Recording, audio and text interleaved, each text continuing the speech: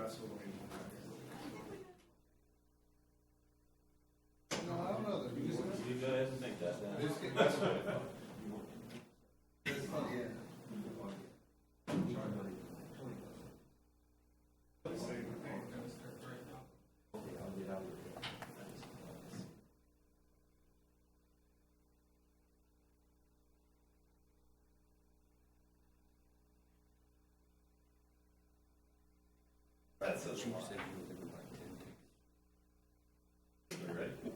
Excellent. I would like to call to order the Finance and Audit Committee meeting for Thursday, August 22nd for the Sacramento Metropolitan Fire District. Would you please call roll? Director Sailors. Here. Director Wood. Here. And Director Kelly. Here. Public opportunity to discuss matters of public interest within the committee's scope, including items on or not on the agenda. Do we have any items? There are no speakers this evening. All right. Moving on to the consent items. What's your pleasure with the consent items? Mr. Chair, I'll move the consent calendar. I'll second it. There's a motion and a second. Are there any questions? Seeing no questions, Board Clerk, would you please call the roll? Director Sailors. Aye. Director Wood. Aye. And Director Kelly. Aye. Motion carries. All right. Moving on to presentation items. First item is our financial report through June 30th, 2019. Ms. Thomas. Good evening, directors, Chief Harms. Amanda Thomas, Chief Financial Officer. And I'm here this evening to present the financial report for the year ended June 30th, 2019. I would like to note at the beginning of the presentation that the numbers that I'll be presenting this evening are the unaudited preliminary numbers. So while they are for the full 12-month period, they don't reflect any audit adjustments that will result in changes to the numbers that end up being published and presented as in our comprehensive annual financial report. But they are consistent with the numbers that I've presented throughout the year as we do these reports on a bi-monthly basis.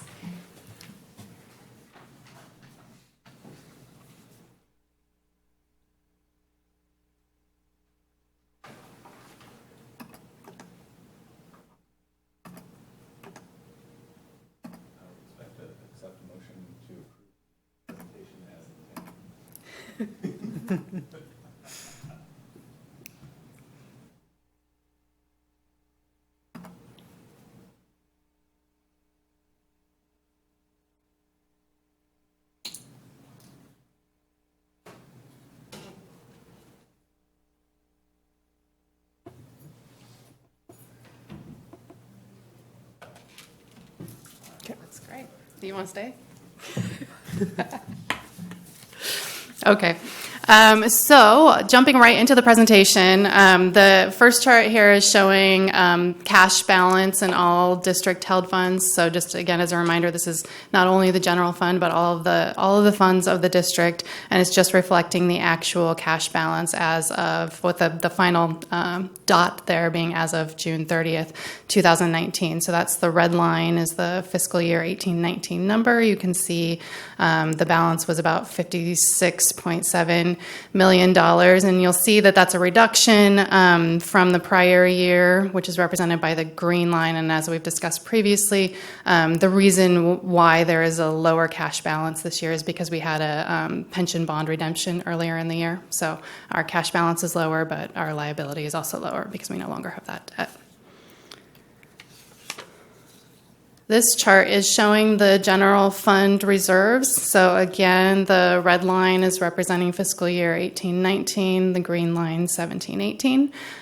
You can see by looking at the chart and the table down below that our reserves as of June 30th, 2019, based on these unaudited results, were $26.3 million, which was about 12.8% of our net budgeted expenditures. Kind of looking off at that June 30 end of the graph there, you can see where we ended up. 18-19 is very close to where we ended. 17-18, very close to where we were projecting 18-19, which is represented by that dashed yellow line.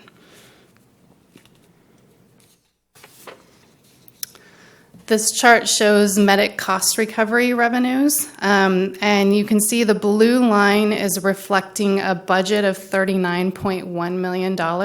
I do want to note that that budget number includes revenue that we expect to receive as a result of the GEMT quality assurance fee. So that comes in the form of a rate add-on for Medi-Cal transports.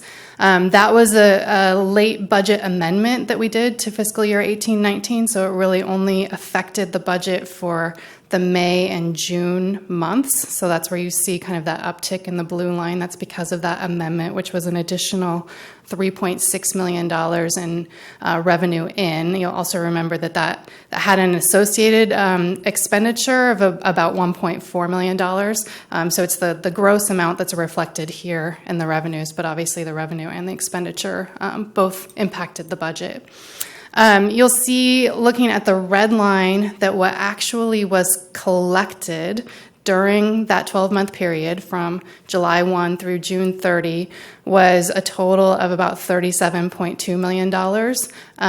Now, one reason why the red line is below the blue line is that we know a lot of that GEMT quality assurance fee revenue did not come in by June 30th. As long as we receive it by September 30th, we will recognize that as 18-19 revenue. That would be one of those audit adjustments that would happen. But these numbers are presented on a cash basis in terms of what was actually received. So that's what we're reflecting in the $37.2 million.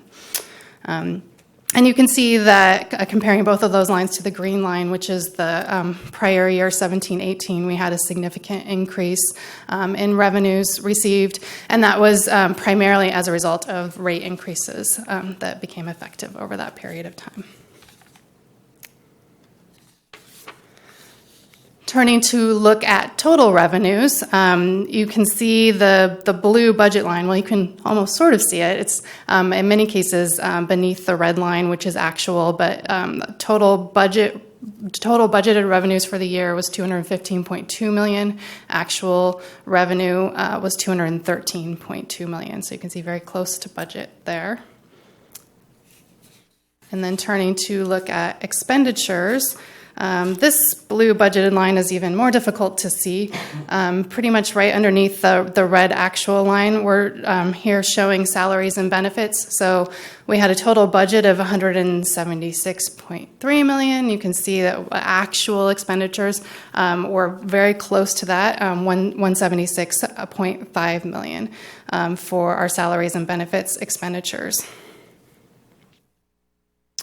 And then this line, or this chart, is showing total expenditures.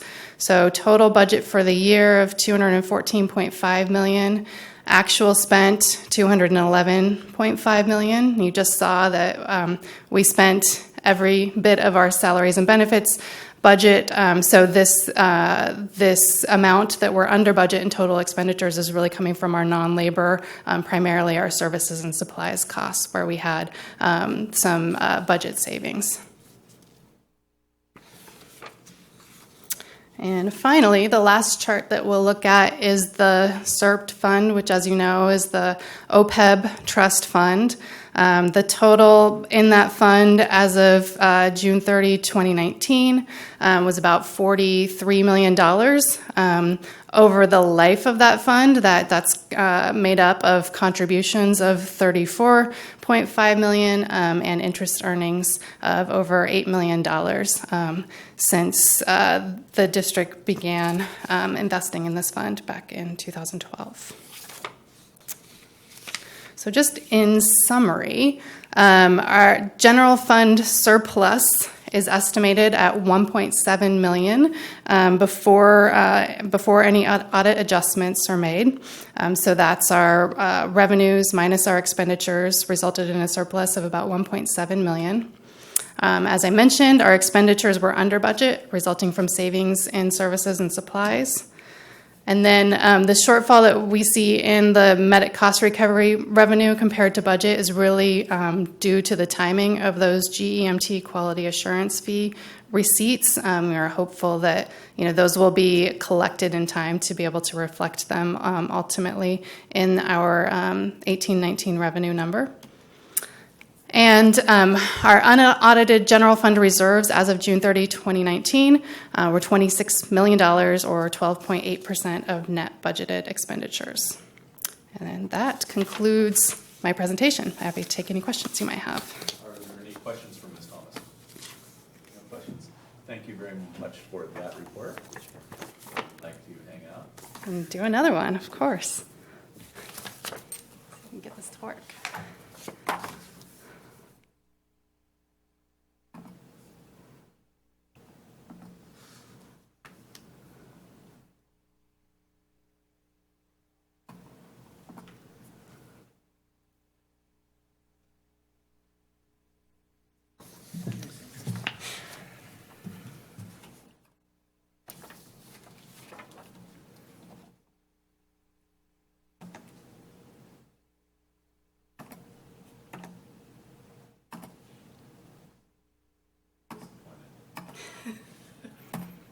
I take full responsibility.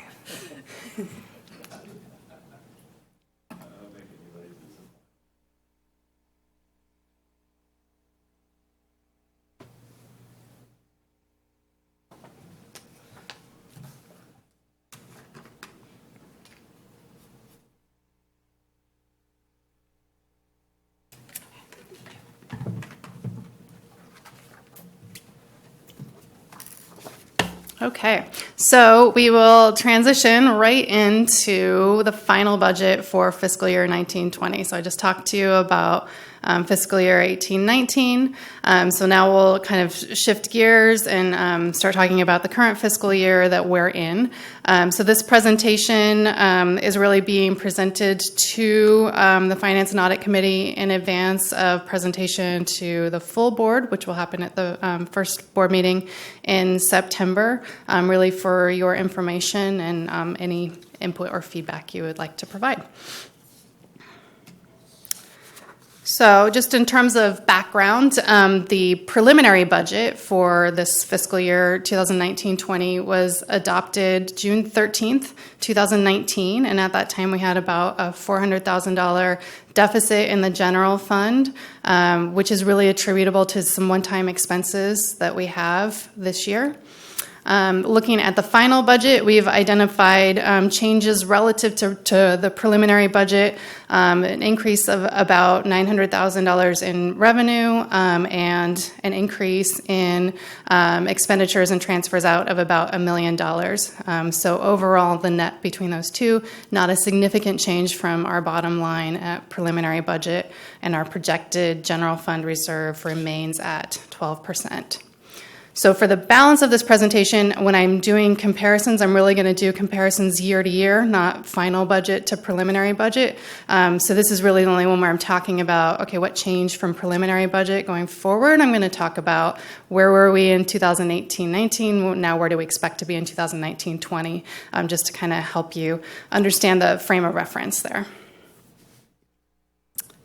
So starting off, looking at this budget summary for all of the funds that we have a budget for. Obviously, that first column, general fund, is what I'm going to spend most of my time focusing on.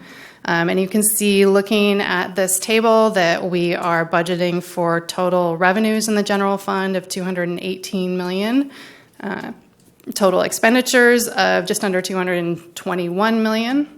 And then we have transfers that are going out of the general fund and into the capital facilities fund and the grants fund of about $6.9 million. And we have a transfer that's coming into the general fund from the IGT fund of about $9.2 million. So you can see the net of those transfers is about a positive $2.3 million. And when you add that to the revenues coming in and subtract out the expenditures going out, we end up with a net deficit of just under $500,000, which again really can be attributable to one-time expenses that we have particularly for the purchase of SCBAs that's happening in this fiscal year. Looking a little bit more closely at the general fund and the sort of year-to-year changes, that peach column is our unaudited 18-19 results, so that's going to match up to the numbers that I just presented in the last presentation. And the light blue column is the proposed final budget for fiscal year 19-20, and then the variance off to the right there is showing the difference between those two. So looking at revenues, as I mentioned, we're budgeting for revenues in the general fund of $218 million. That's almost a $12 million increase compared to fiscal year 18-19, so that year-over-year change. Looking at our labor costs, about $186 million budgeted, which is about a $10 million increase year-over-year. And total expenditures, again, just under $221 million, which is about a $15 million increase year-over-year. Looking down at those transfer numbers, so the first one is the transfer in from the IGT fund. As I mentioned, that's $9.2 million.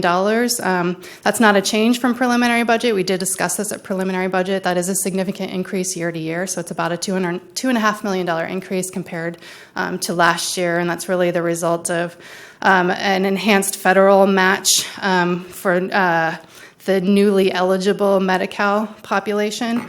So that's resulting in additional funding for us from the IGT program. We also have transfers out of about $6.9 million, with most of that going to the Capital Facilities Fund, and that's about $1.5 million more than it was last year. So overall, again, the bottom line is for about $500,000 deficit in the general fund. Looking a little bit at the revenue history in the general fund, I know you're familiar with seeing this graph, and I think the good news is that the line keeps going up. So that is a good thing. I think it's also interesting, though, to look at the history of sort of where it has been. So if you look particularly at the property tax revenue, that dark blue portion, as everyone knows, during the recession, we saw significant decreases in property tax revenues. So if you were to look at 2012-13, which is that low point there at $105 million, and compare that to the pre-recession peak in 2008-9 of $128 million, that $23 million reduction, that comparing that one year to the other year, is about an 18% reduction. And so while no one is predicting that we will experience, that kind of recession in the near term, talks of recession have started happening. So I think that helps put things in perspective. That 18% today, if we were to see a drop of 18%, would equate to about $28 million in revenue. So looking at the history, I think helps, kind of put things in perspective for us. As I said, the good news is that the number keeps going up, and we do expect to continue to see increased property tax revenue this year. This chart is showing the distribution of the general fund revenues. So property taxes are obviously the most significant piece of that. Just under 70% of revenue in the general fund is coming from property taxes. But we have also almost a quarter of the revenue coming from charges for services, with the most significant of that being our medic cost recovery in terms of the direct revenue that we get from ambulance billing, also that GEMT quality assurance fee, as well as the other GEMT supplemental reimbursement. The yellow slice operating transfers in, that is the IGT revenue. So that is $9.2 million, as I mentioned. It's about 4% of our general fund revenue, so another significant funding source there. And then just rounding out the total, we have a little less than 1% in other revenues. So as I mentioned, projected total revenue, $218 million. That's a $12 million increase compared to last year. Property taxes and intergovernmental revenues, which are property tax related, are accounting for $8 million of that increase. So that's where we're seeing most of the increase. And then we're showing $2 million in medic cost recovery. That's sort of related to that timing issue on the quality assurance fee, mostly that we're projecting all of that revenue to be received in 1920. The other thing that I wanted to mention is that in the final budget, we are showing about $1 million of funding coming from a mobile integrated health program that I know that the board will be hearing more about, but we're starting to reflect that in our budget as well.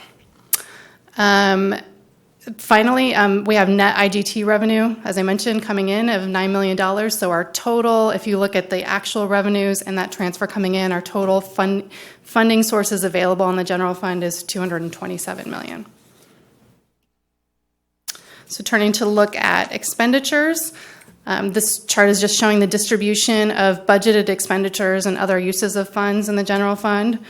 So labor costs here are making up the majority of expenditures at just under 82%. Services and supplies, about 13%. We have some taxes, debt service, and other assessments, about 2%. And then the operating transfers out of 3%. Again, that's primarily money that's being transferred from the general fund to the capital facilities fund, really to pay debt service for capital lease financings that have been done in prior years when we've purchased equipment in those years. Looking a little closer at labor costs, so the total budget is $186 million, up about $10 million from 1819. And some of the biggest changes that are contributing to that increase are assumed wage increase as a result of a new MOU. We also have increases in pension and OPEB costs, as we've discussed in the past.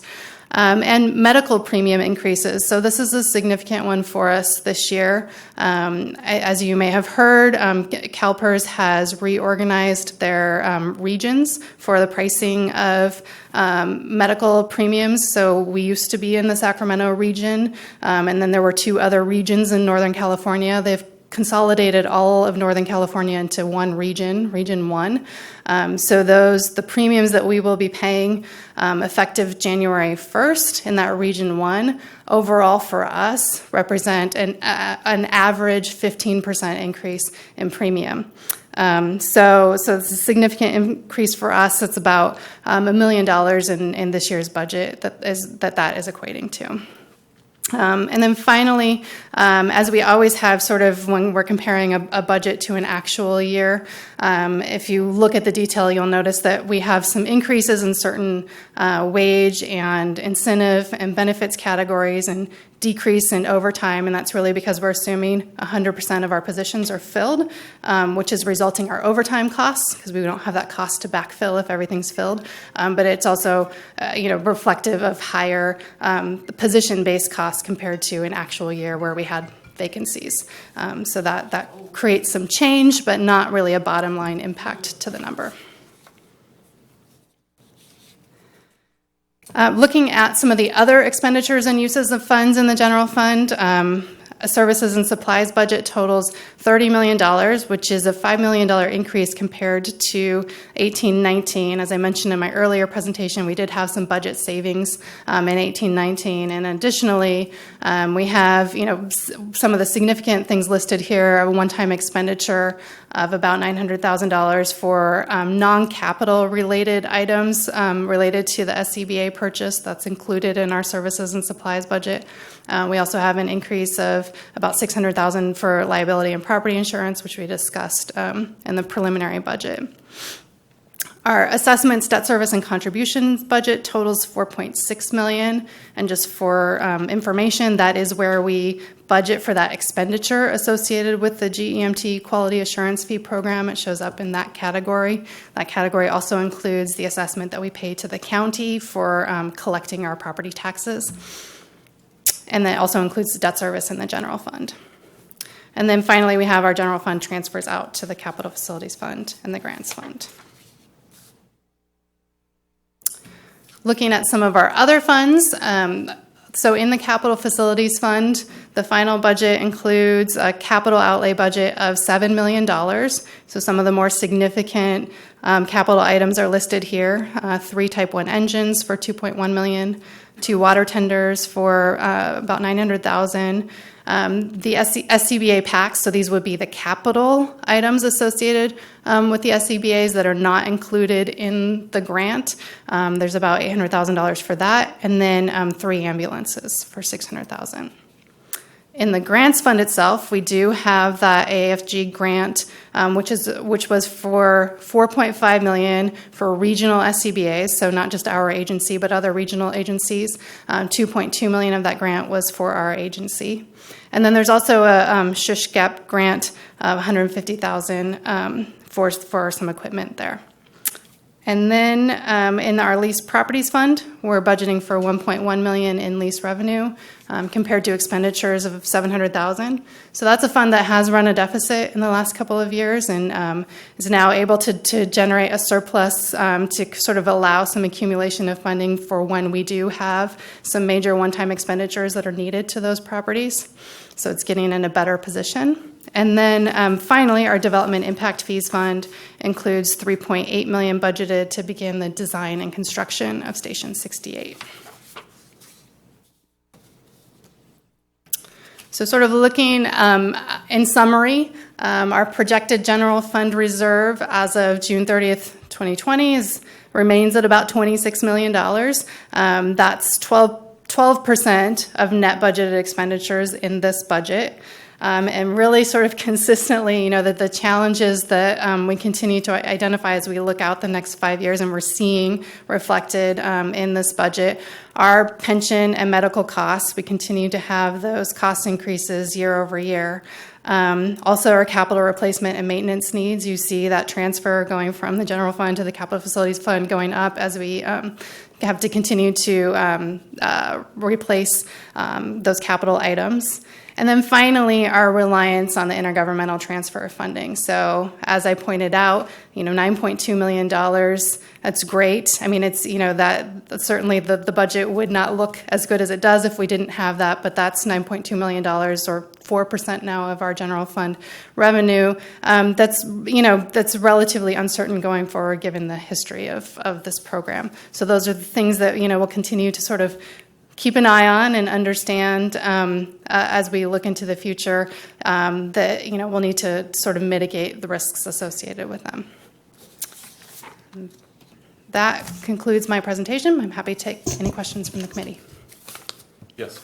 Amanda, you may not have the answer now, but do you know what our unfunded liabilities are as to what the CERT offsets, since we did retire those bonds this year?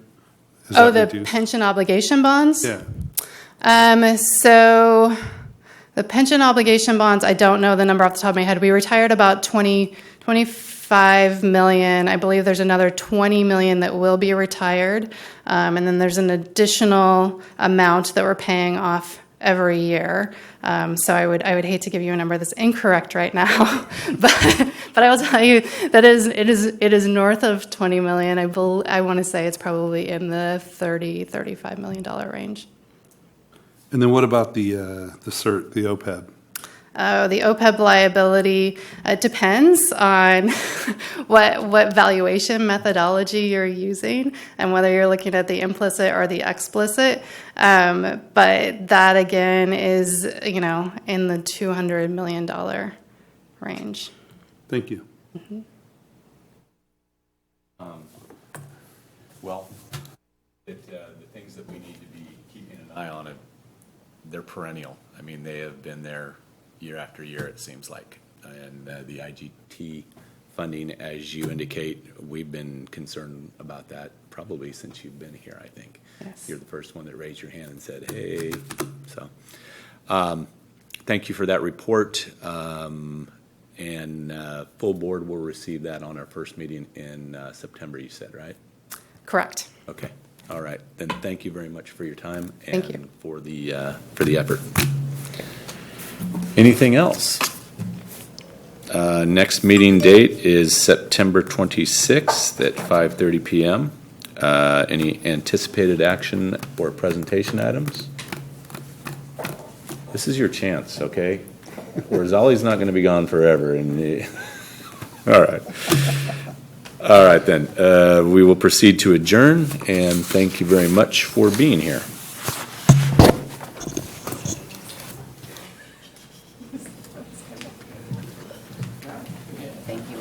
Oh yeah, no problem. I don't know what's going on with this thing. Are you?